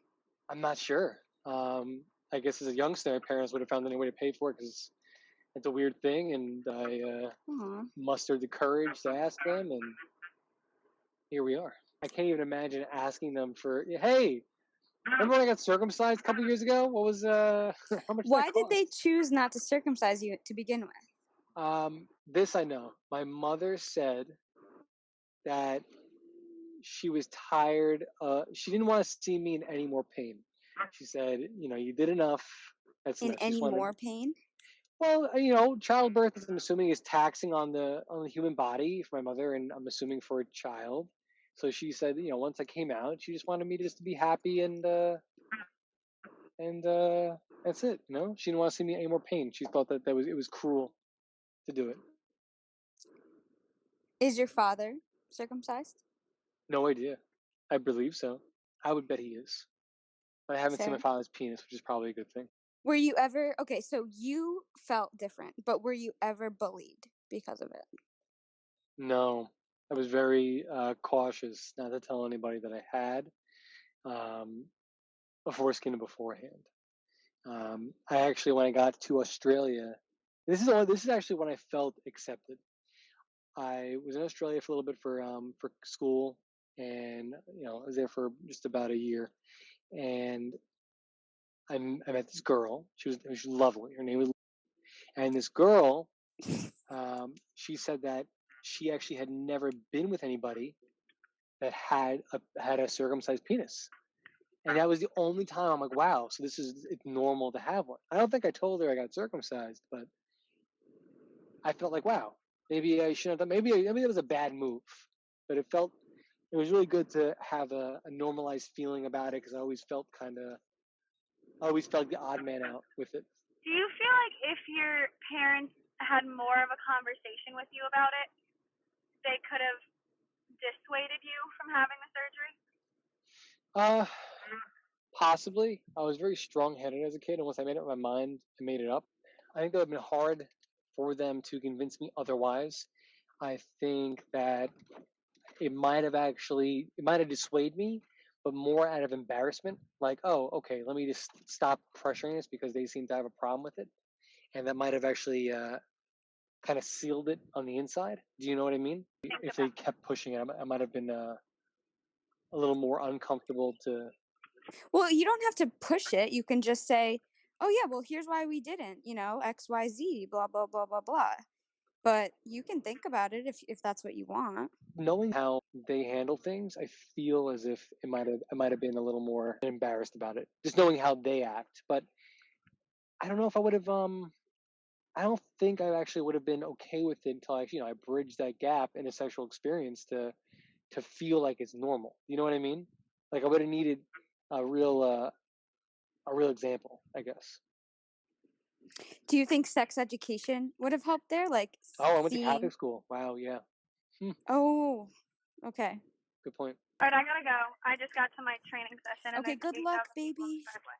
Okay, good luck. All right, baby. The dog is double in size. Oh my god, they grow up so fast. Okay, bye. All right, I'll finish with this one. All right, bye. Okay, bye. This one.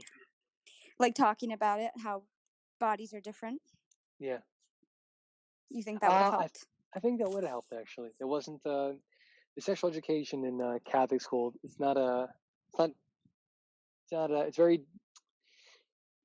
very vague and specific. It's they don't talk about sex or how it really I mean, this is what they said. I remember the conversation like penis and vagina. You stick it in. I don't even know what they said. They were very, very specific. It was not an open discussion. They didn't tell you about the different kind. They definitely did not mention foreskin or not. That was definitely not mentioned. But I don't think I would have been swayed unless I had some kind of it's a different experience. You know what I mean? I don't know what it would have taken, but like for example, the experience I shared about the Australia situation. That's what it took. A That's when I girl felt. saying, Well, just knowing that it was normal in society, right? I feel like I would have been had to happen naturally, right? Not someone trying to. but at that point you weren't normal anymore, according to her, because she said, "Oh, Yeah, I've never right. seen a norm like that one." Right. Right? Yeah. Yeah. But up until that point, it felt normal for American standards. It was normal. And then as you grow up, you find that you're a small little town, your little world. The girl you like in second grade, everything changes. And your world expands. So that's the only. I feel like unless another very natural situation like that, where you meet someone and you kind of built up to a moment, I don't think that I would have felt normal about it until one of those situations, honestly. I mean, take porn, for example, right? Have you ever seen an uncircumcised penis in porn? Yeah. Oh. Well, you were watching different porn than I was watching. Well, I mean, and don't feel like it's Catholic sex education because public school sex education, they don't do a good job of showing how bodies are different, and even for Yeah. females, and we're going to talk about that in a different episode. But we don't talk about how vaginas look different and penises look different. Yeah. But yeah, okay, so you used to be very firm. You believed that parents should circumcise their children. What is your stance now? I would say still to get circumcised, based off of just the health reasons for it. Like, And what are those health reasons? so you have to have good parents is really what it comes down to. As long as you're taught the right things, everything's great. But for example, if you don't clean the inside of this, I wasn't told this until I was older. I mean, I did it myself, but if you don't clean the inside of your foreskin, pull skin back and clean around the head, like the secretions from your penis, they build up like gunk almost around the head of the penis. So you have to really have good parents that are invested in your life and know what's going on. But like I didn't learn that I had to do that until I was at a doctor's appointment. When I was old enough to remember this instance. So who ever know how old I was. But I would say it's cleaner, and there's no real downside to having your penis cut. You don't feel it. It's not like no pressure on. You don't feel that it's cut. I think it's I would say it's okay thing. I can go either way, right? But I'm leaning towards circumcision. So But I if wouldn't you do have it when you're older. I would do it when the kid is young. so if you have a son, you plan on circumcising him. I mean, I'm not definite on that, but I'd be. You have a son I'm like, tomorrow. what am I gonna do? Yeah. I'd probably get him circumcised. Would it surprise you to know that the two other men who were guests on the podcast both said they would not circumcise? Really? Are they circumcised? One is not. And they both said they wouldn't. Why would they not? Abby summarizes the two other guests' positions. I get that. So to rebut those points, I didn't notice a difference in sensation. Everyone has rights, but to a degree, when you're a kid, you don't have rights. I feel like your parents. Well, you do, because we outlawed female genital mutilation in 1996, and yet. So you're taking this as genital mutilation. I get that. Well, it is. It's the same exact thing. I don't personally see it as genital mutilation. Well, so what's the difference between cutting off a male foreskin and a female foreskin? Because there's a like the clitoral. No, the clitoral hood, so the thing that covers the clitoris, that is one type of. Do they cut that off at baby? Is that something I just didn't hear about? There's 3 types of genital mutilation or female circumcision. Okay. One type is cutting the hood, just the hood. One type is removing the entire clitoris. One type is removing the entire clitoris and labia. And then another type is sewing up part of the opening to the vagina and just leaving a small opening for urination and menstruation. Well, if there's no benefit, it sounds like when you're pulling off the whole clitoris, like what is a clitoris' job? It's for sensation and pleasure, sexual pleasure, right? So, I think it's entirely different.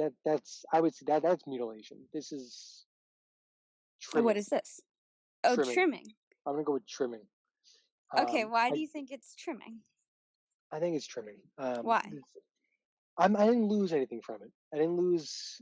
I didn't gain or lose anything. My personal experience. So why do you think mammal a foreskin? For protection, but we have clothing, and we're not really in the natural world anymore. So what protects the penis from the clothing, and what's in the clothing, and what's in the diaper? I wouldn't say it's an issue. I'm not sure if there's anything in the clothing that's is damaging for the penis. The diaper? It's not more the clothing and the diaper. It's not more. I mean, your penis is not. It doesn't absorb any more than the skin on your arm. So well, no, but it has the opening to your sex organs and the opening, the mucous membrane. Your skin isn't a mucous membrane. It's still closed, though. You know what I mean? No. I guess, but okay. What about you said that it was extremely painful, right? So painful. So how do you justify doing that to a baby? I just wish I was done. I don't remember it. I don't think you remember. I mean, you don't remember. You do remember it. What do you mean? Well, I don't remember, being a child, being a baby. I would much rather have had this when I was a baby. Right, but I mean the physical pain. How do you justify doing that to a baby? Whether they remember it or not, that the pain is still happening, right? So how do you justify that? I don't know. Just I would. I don't know. I wouldn't. Honestly, I wouldn't think twice. I think they'll get over it. You wouldn't think twice about personally subjecting your baby to that type of pain. Same thing, right? Like the penis isn't fully developed yet. Maybe it's just not as many nerve endings down there. You can't feel it as much. Obviously when you're 13 years old, everything's more developed. That was unrealistic amount of pain. But I don't know. I don't know enough about the immediate post reaction to a child having his foreskin removed. Now, would it surprise you to know that the younger the baby, the more exquisite the pain. Not surprised, but understandable.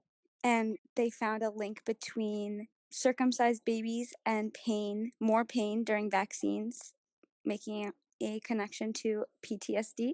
I would love to see some cases. So you're saying the foreskin caused PTSD in these children growing up? So early exposure to that pain, Yeah. there is a relationship between infants who were circumcised at birth and experienced that pain at birth, and then as a result, they had more pain during vaccines than the children who were not circumcised. So what kind of pain was it? They were just like they were more afraid of doctors. Yeah, they were more they afraid got of needles. more, They had a higher more reaction. hysteria. Mm-hmm. Hold on. So you're saying the kids that weren't, they still got vaccinated, but they weren't as. Okay, that's interesting. All right. I guess my growing my negative experiences growing up really they painted a picture where I just see it as a bad thing not to have it. A relationship with someone else is two people make two decisions and kind of go from there because I'm obviously I'm biased. But to be clear, your negative experience was all self-inflicted, right? True, definitely all self-inflicted. Okay. And from this experience, I feel like I would try to minimize that for my potential son and have them have them just not deal with it like I had to. And that's my thinking, right? Like I had to deal with this. I didn't like it. You say you want to change it for your son. So instead of cutting or changing his body, altering his body, the shift could be changing the way he feels about his body. So having those could conversations. he have it and then exactly like what I didn't have? Yeah, that could be having those conversations, like, hey, there's a lot of books, for example, about bodies that you can buy for toddlers and that you can read and talk about it, and a cultural shift too that we need to have in society. It's time to have a conversation about circumcision and say, like, hello, this is literally not okay. And I think we're one of the only countries that do it. Is that right? We are, yes. So, well, you'll hear all this when you listen to the podcast. But a critique of the AAP's 2012 statement where they said, oh, well, there's a lot of non-medical justifications for it. Okay, well, that's not your job. Your job is to be, you're a pediatric group, right? Yeah. So a critique, which was penned by 38 heads of non-U.S. organizations for pediatrics, pediatric surgery, and pediatric urology, accused the AAP of cultural bias and stated that the claimed benefits are, quote, questionable, weak, and likely to have little public health relevance in a Western context.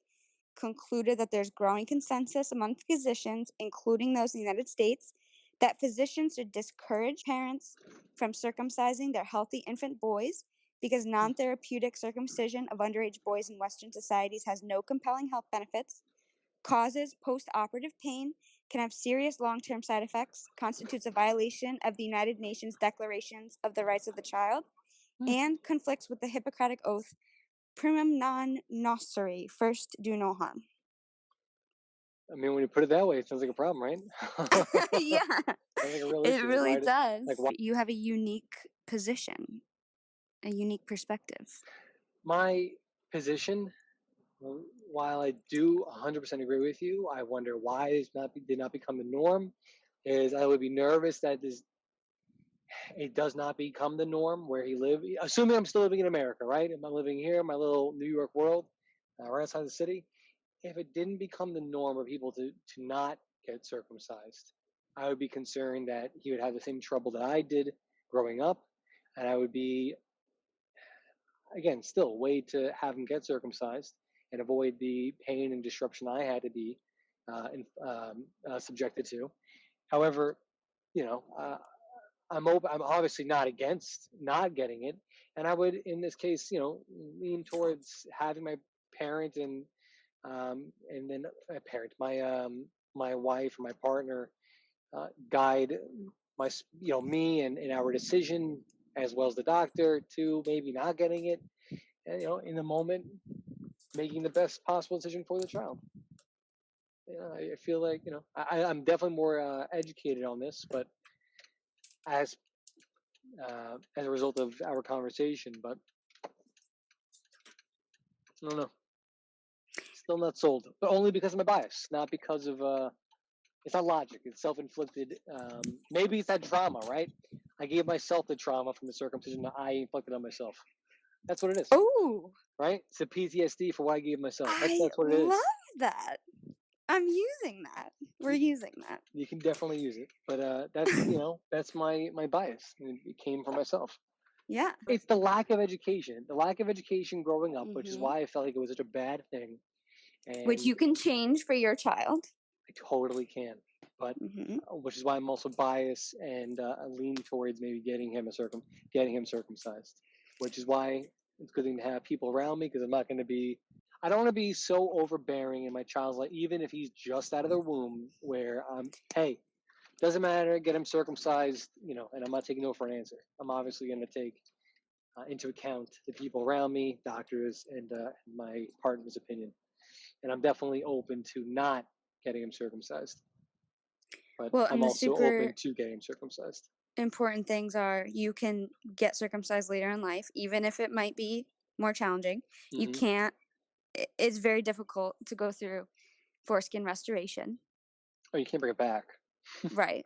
I dated a girl once where she actually decided to get her labia trimmed, not for not for any specific reason, but she always felt like it was too big, and she didn't like it.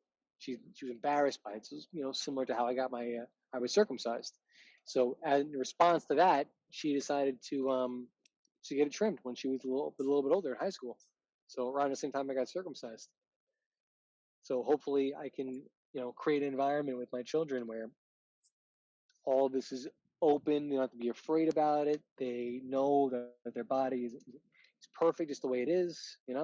These things are all normal, and Right. not to And have them feel uncomfortable like I did. we would never suggest cutting a girl's labia at birth Yeah, no because way. they were too long or something absurd like that.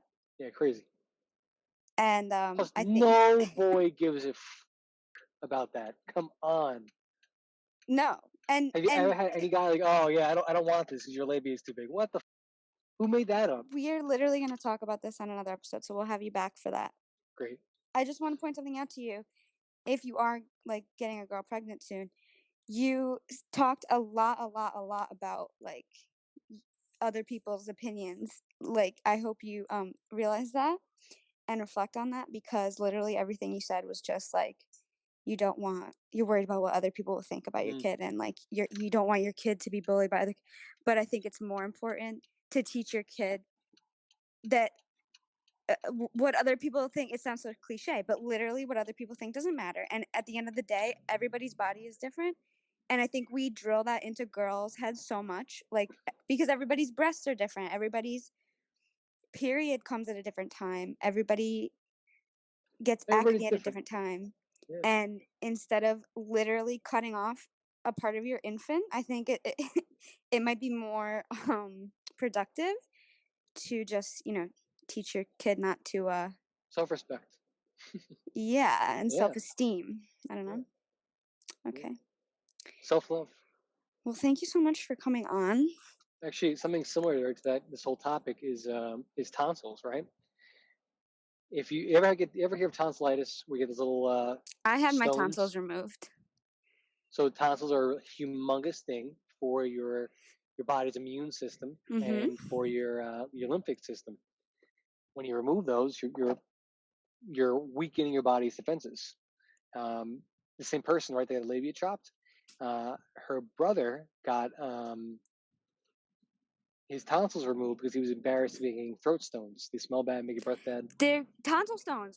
That's what I had. Yeah, so they got rid of the tonsils for that reason. So it falls under the same umbrella, Well, I got my foreskin chopped because I was no, embarrassed. it doesn't. No, why not? No, it doesn't. Kinda. I hate you. No, Little because I bit. had to. No, I'll tell you why. I had to go to the nurse's office and miss class during school because I had to get a Q-tip from her and go into the bathroom and dig out the tonsil stones because it feels like you have something stuck in your throat. That's what it feels like. Huh, I never had Like, them. it impedes on your life. So that's why I got mine out. And here's how it relates to foreskins, though, is a lot of people will say, oh, if your kid gets strep a lot, just, get their tonsils out when they're young, because when they're older, it'll hurt a lot more. And it did. It hurt really, really, really bad. But I didn't need them out when I was little. I needed them out when I was older. Thank you for schooling my uneducated ass. And thank you for being on the podcast. It was a pleasure.